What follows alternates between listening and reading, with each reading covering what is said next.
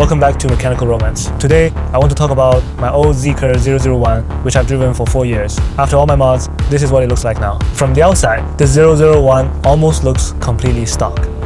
The only exterior changes are this Jofer carbon fiber canard and 2 yellow PIAA auxiliary lights. After using them for a while, I can honestly say these fog lights make a noticeable difference to driving safety.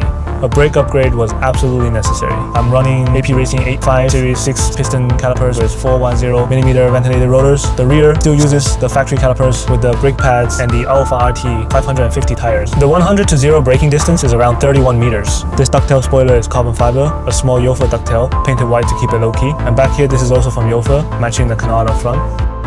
Now, the interior, I installed a quick-release Ranky hub. This steering wheel still keeps about 99% of the factory functions.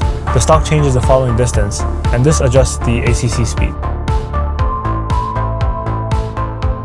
Then we have the Recaro CS seats. They're manually adjustable. The gear selector is now an 8-ball. Hopefully it brings me some luck. The infotainment system still isn't too laggy. Even though it runs on an 8155 chip, you can see the panoramic roof slowly changing color from the edges, turning blue. After changing the seats, the car feels much sportier than before. The original seats were pretty loose, and because this wheel is much thinner than stock, I can put my gloves on and let's drive it a bit harder.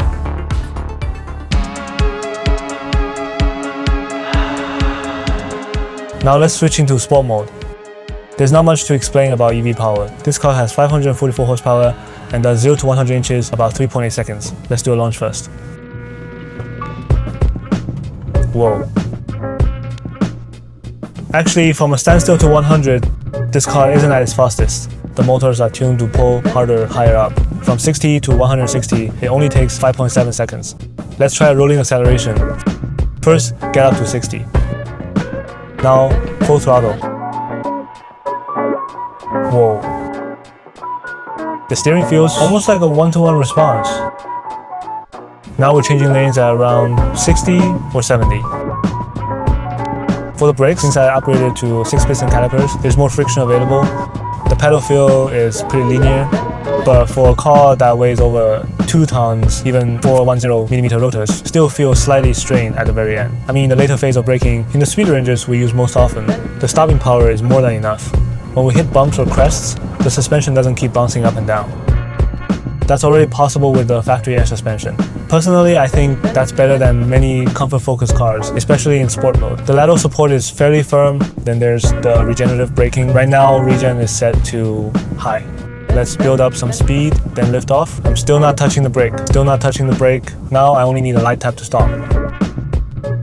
It definitely doesn't feel as abrupt as the older version did. Zeekr's regenerative braking is a little different from Tesla's.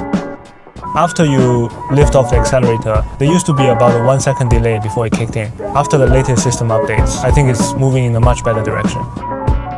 It now engages much more quickly, and you can see the turning radius is actually pretty good for a car over 5 meters long. So on roads that aren't very wide, when you need to make a U-turn, you can usually do it in one go. Next is sport mode. The steering is heaviest in this mode. Besides sport, there's comfort, eco, snow, sand, off-road, and individual mode. Eco mode gives you the weakest power output. Even with pedal all the way down, it feels close to a 2.0-liter turbo-gas car. For highway driving, this is the most efficient mode I've tested. Now we're in comfort mode. The air suspension has 5 height levels. Right now, it's on level 3. This height is the most practical for daily use, while also giving you the best ride comfort. In comfort mode, you still get full power, along with the most linear throttle response. So the 001 is really an all-rounder.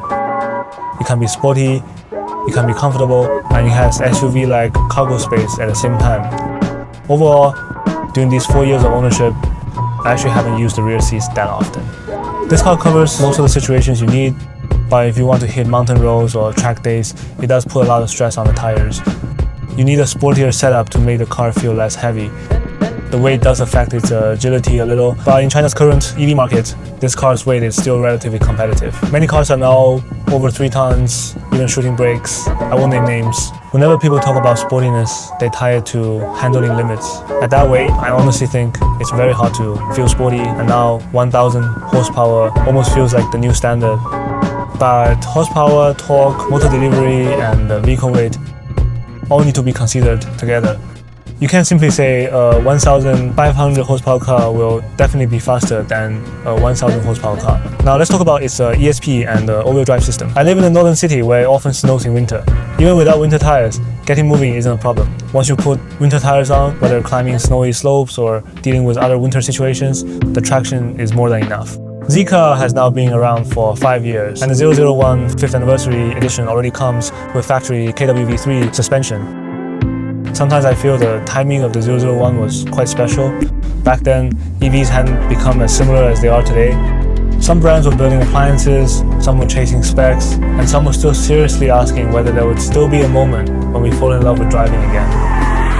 And the 001 was one of those answers. There's something rare about it. It invites you to feel a real connection between driver and machine, and how mechanics can change your distance from the world. Future cars may become more and more perfect, absurdly fast, and so smart they don't need you to drive. But what people truly remember is never the numbers. It's that urge every time you sit in the driver's seat to keep driving just a little longer. And that kind of joy is honestly precious in such an impatient age.